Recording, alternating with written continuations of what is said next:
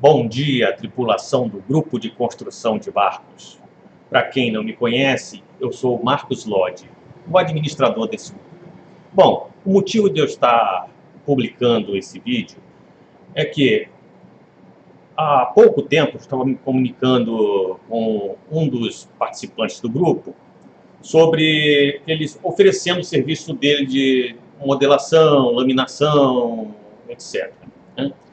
E ele me passou o contato e eu tive a ideia de fazer esse vídeo para pedir aos profissionais da área de construção de barcos que têm disponibilidade para fazer uma construção on-off para um cliente ou fazer a parte de modelação para um empreendedor que quer entrar no mercado náutico, que não tem experiência, quer montar um estaleiro, né?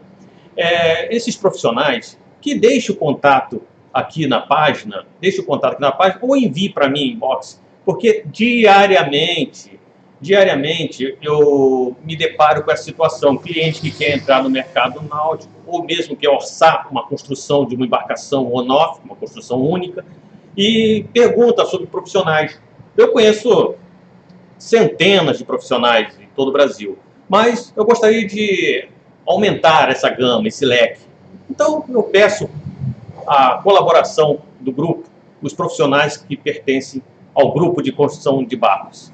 Aliás, eu comento com os meus clientes que este grupo reúne o que há de melhor em profissionais de construção de barcos do Brasil e da América Latina.